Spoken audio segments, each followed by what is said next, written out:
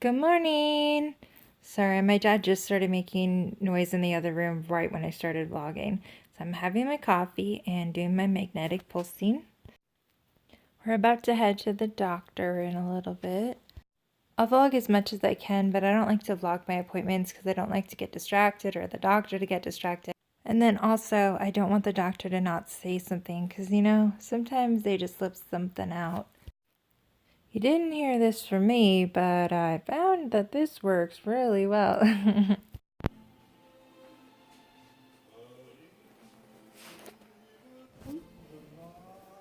So the doctor wants me to start with the x-rays first, so Okay. Just did the talking exam, and now he's going to do the manual exam. Check in the mouth to see what's going on, and then later we're going to come back and talk about the exam. Go ahead and buy it. Can you get it okay? Uh-huh. Okay. And open. There you go. Thank you.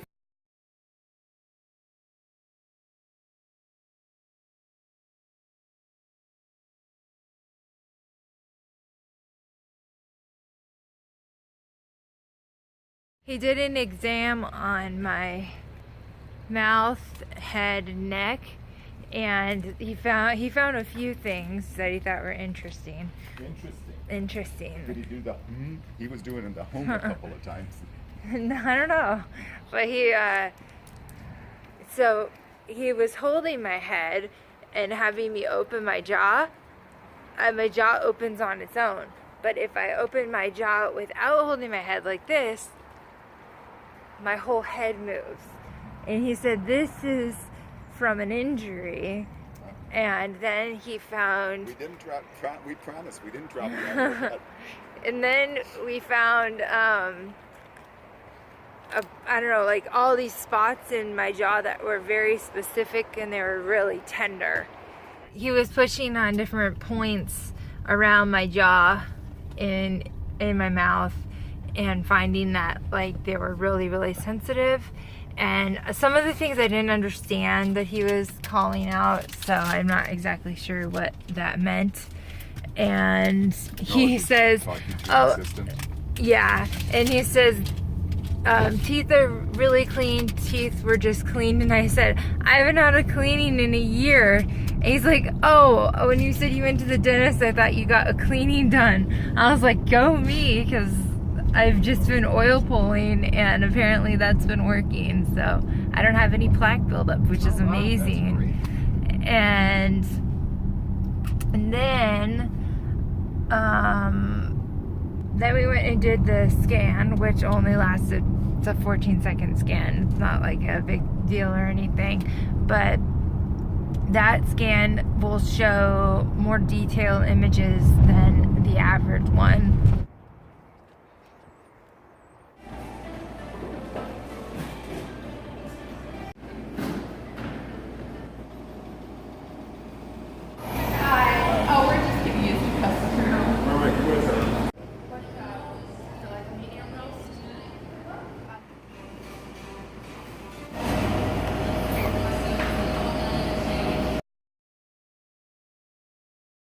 We went to the grocery store and got the rest of the stuff that we needed.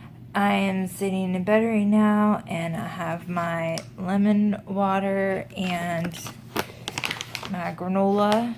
I just had my coffee, my way. And then I am going to just rest because we have about probably, what time is it right now? It's 1:30. We have to be at the doctor at 3. My parents are running an errand right now. And so I'm going to just rest until we have to leave and go do that. You got my pup. You're my therapy poopy. On our way to an appointment at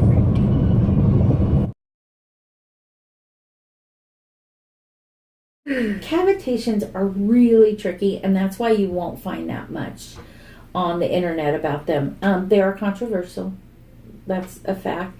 What happens sometimes is there can be an infection in that area, and it can stay there for a really long time. And unless something else in your system is kind of out of whack, your immune system can usually go, okay, I know you're there. I'm okay with you being there. But then there's some point in the other part of your body where it says now, no, now we've got too many things going. I'm going too many different areas. And then it will focus in on that. So when the cavitations probably happen, I would say most likely there was good. Did you have wisdom teeth removed? I did. Okay.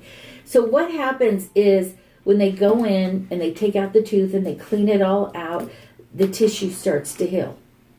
But what can happen sometimes is there can be still a little bit of infection that just hasn't healed, but this tissue grows up over it. So when the doctor looks at the tissue after you had your teeth removed, he's like, it's pink, it's happy, everything's good. You're healing just the way you're supposed to. And for years you can go. You can go forever like that. Something throws you over, and then that's when all of a sudden it raises its ugly head.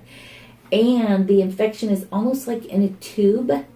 So unless you do a CT scan or something like that, you're not going to ever see this infection. Yeah. Yeah, because see, we can manipulate CT scans.